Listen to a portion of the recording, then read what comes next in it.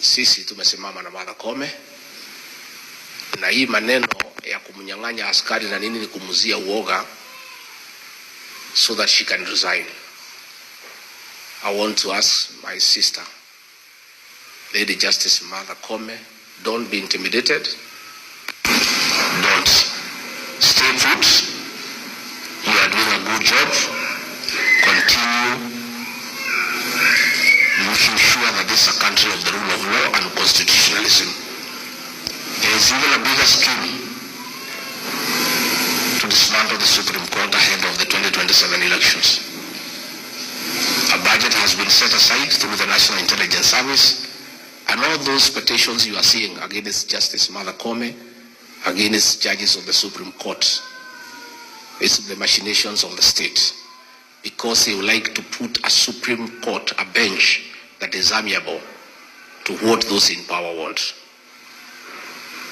Tuseme ya kwamba we cannot accept, and we want to ask the international community to keep an eye on Kenya, because Parliament has been captured, the opposition has been neutered. If now they capture the judiciary through the removal of Martha Koome and the Supreme Court judges, this country will slip into a dictatorship. So we want to ask the international community to keep an eye on Kenya, and we want to ask the people of Kenya to be alert. Na hiyo maneno yote ya kumtoa Martha Koome tunajua ile inapangwa. Na inapangwa vile ilipangwa ya kutoa Rigathi Gachagua. It's a script ilikuwa imepangwa. Toa Rigathi Gachagua, ukishamtoa panga sasa toa Martha Koome, toa huyu. But we want to be vigilant, and we want to ask the people of Kenya to be vigilant. Tonight, Chief Justice and President of the Supreme Court of Kenya, Martha Koome, is protesting the withdrawal of her security. In a letter to the Interior Cabinet Secretary, Kipchumba Murkomen, Koome has condemned the withdrawal of her security, terming it an act that undermines judicial independence, threatens institutional integrity, and endangers the democratic progress. The Chief Justice has demanded that her security detail be restored immediately and unconditionally. Part of that statement reads, let's get to that story by David Modoka. In an unprecedented move against a serving Chief Justice in the country's entire history, the government has today withdrawn the security of Chief Justice Martha Koome. NTV has learned of the withdrawal through a letter written by Chief Justice Koome to Interior Cabinet Secretary Kipchumba Murkomen, in which she has not only complained that her security is no longer there, but also condemned the act. In the letter copied to Inspector General of Police Douglas Kanja Kirocho, CJ Koome has stated, and I quote, "The Constitution of Kenya obligates all state organs to operate in the spirit of consultation, collaboration, and mutual respect in service to the people. It is against this backdrop that I express profound concern over the withdrawal of security for the Chief Justice, an act that undermines judicial independence, threatens institutional integrity, and endangers democratic progress." Koome continues to say, state organs are entrusted with the solemn duty of serving the public using resources provided by taxpayers. Security for the Chief Justice is not a personal privilege, but a structural necessity to ensure the judiciary can function autonomously and without fear. It serves as an institutional safeguard to protect judicial officers, premises, and processes from any threats that could impair the administration of justice. According to Koome, the withdrawal of this security detail is an egregious affront to the principle of separation of powers. It destabilizes the delicate balance upon which democratic governance is founded, where each arm of government operates independently while respecting the autonomy of others. Such an action not only weakens public trust in state institutions, but also sets a perilous precedent, suggesting that key constitutional offices can be undermined through external pressure or retaliation. Koome has further stated that the withdrawal of her security as the head of the judiciary not only exposes her office to vulnerabilities, but also gravely compromises the ability of the judiciary to perform its constitutional mandate.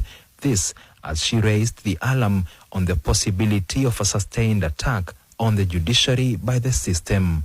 Koome asserts that, and I quote, "The judiciary is gravely concerned about the weakening of Judiciary Police Unit, a critical component of judicial security. Rather than being bolstered to meet growing demands, its capacity has been diminished by the withdrawal of a significant number of officers. This not only exacerbates existing vulnerabilities, but also jeopardizes the safety of judicial personnel and spaces across the country, thereby undermining the entire justice system's operational efficacy." Suspecting political interference, Koome adds, "This act sends an unmistakably damaging message that those tasked with defending justice and constitutional liberties are susceptible to interference. Such a signal erodes public confidence in the judiciary's impartiality, threatening its role as a check against the abuse of power and its capacity to uphold the rule of law. The CJ has demanded that her security be reinstated immediately, stating, and I quote, "I therefore call upon the National Police Service and all relevant state actors to immediately and unconditionally restore the security detail of the Chief Justice. Additionally, the capacity of the Judiciary Police Unit must be strengthened, not diminished, to address the pressing need for enhanced judicial security in a rapidly evolving environment and against the precedent of open attack of judges and judicial officers in open court." In conclusion, Koome stated that she will not bow to intimidation, indicating the judiciary remains resolute in its commitment to uphold human rights, protect liberties, and defend the rule of law. No amount of intimidation or undue pressure will deter us from discharging our constitutional mandate with integrity and impartiality. David Muthoka, NTV, Nairobi. It is breaking news that we have just received in our newsroom a couple of minutes ago. The Chief Justice writing to the Cabinet Secretary of Interior, Kipchumba Murkomen, decrying the withdrawal of her security. And we have a comment from the National Police Service, that is from Dr. Resila Onyango, who has been serving as the National Police Service spokesperson. Of course, we have seen some changes, but she has sent a comment, says, contrary to the media reports suggesting that the National Police Service has withdrawn the security detail of some judicial officials, the National Police Service wishes to clarify the officers have not been withdrawn. Rather, the officers have been recalled to attend their promotional courses. In the meantime, they have been replaced by other officers for the period they will be on training. The National Police Service, the statement further says, reiterates its commitment to multi-agency collaboration and cooperation with the criminal justice system.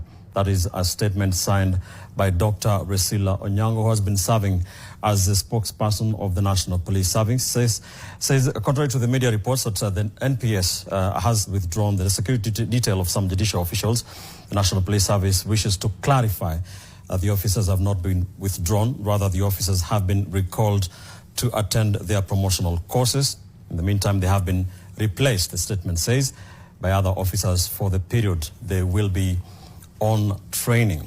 Of course, we are keeping an eye on that developing story for you. We shall be seeking a word from the CS of Interior, Kipchumba Murkomen, on this letter that has been addressed by the Chief Justice to himself.